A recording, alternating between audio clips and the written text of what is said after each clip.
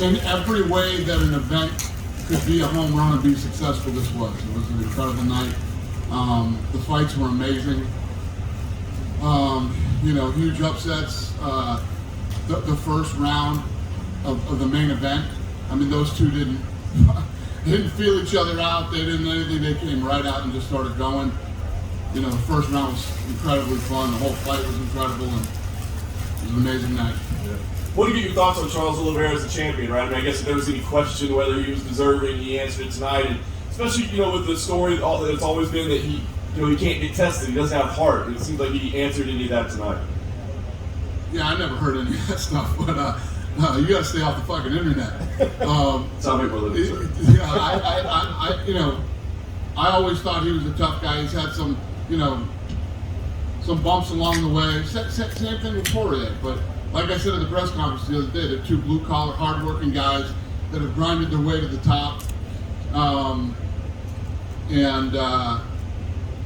Yeah, I mean, he went in tonight and beat Dustin, and Dustin is, a very, very tough, durable, well-rounded guy who has had a ton of experience, and it was a big night for Oliveira. Have you had a chance to speak to Dustin at all yet, and an idea of where he might go from here? Obviously, it's a tough break for him.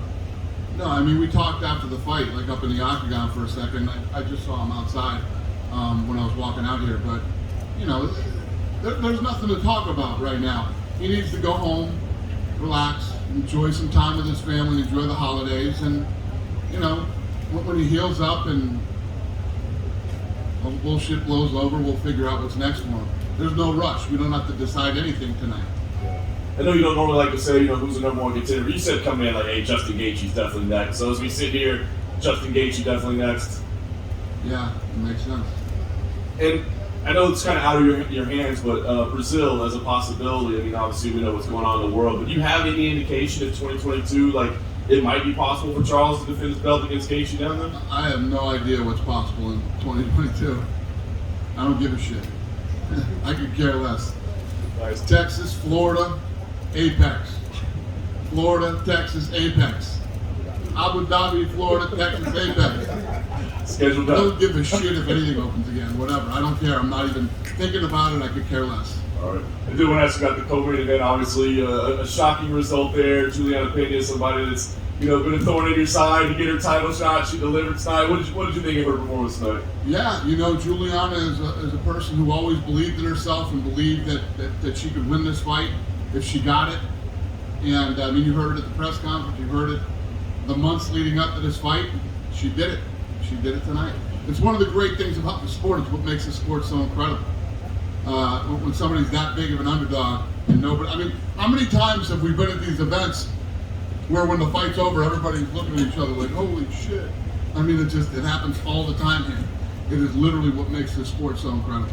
There were a lot of questions coming in about Amanda, like how much longer she wants to keep doing this. Maybe it's her family life, kind of the way she wants to go. Did you get a chance to speak to her and see if, she's considering it all, hanging it up, or if she wants to come back and get it?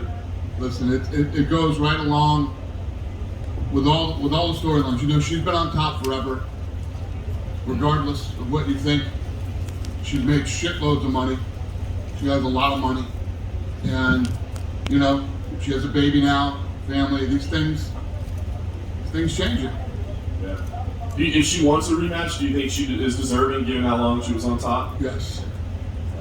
Last thing for me, I just want to ask you about Sean O'Malley, another fantastic performance. I mean, he's kind of laughing about being the unranked champ and all that. I imagine he's probably going to have a ranking now, but you said coming in, we're not sure if he's ready for the top guys yet. Did he show you tonight that he's ready for the top guys? The guy he beat tonight is a real guy, a very real guy. He did it in spectacular fashion, and I know, when you talk to him, two things. He wants to get paid, and he wants to fight higher level competition. It's like we're gonna have to pay him, get him some fights. Yeah. Dana in the middle of here. Just want to get your thoughts on Dominic Cruz's performance. Had a rough first round there, almost got knocked out, but came back and looked great. What do you think? I agree. He won fight of the night tonight. Dominic Cruz still has it, man. It's impressive. And earlier in the night, Aaron Blanchfield had a dominant win. against Miranda Maverick. Young star in the making, it looks like. What'd you make of her performance? Yeah, listen, anybody you ask me about on this card tonight, I'm going to, tonight's card was amazing. It was an incredible night of fights. It was huge. Pay-per-view was huge. The gate was $8 million, the biggest non-con McGregor gate ever at Team Open.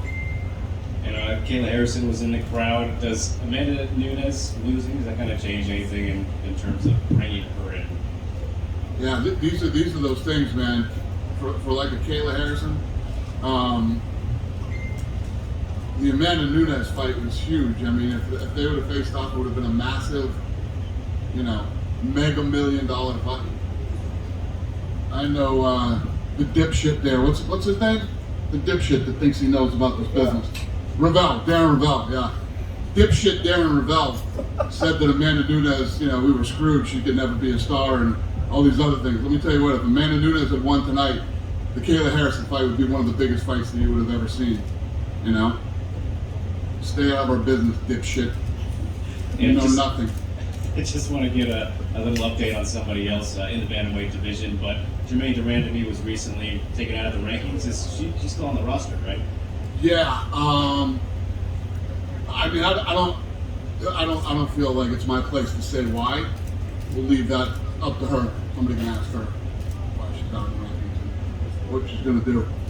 Thanks, It's not my place. It's hers. It's personal stuff. It's not. Just to ask you, Adesanya put a tweet out in response to UFC saying that the fight was on with Whitaker. He put a cap out, meaning a lie. So He said what? he put a cap, icon of a cap, an avatar like a cap, meaning a lie.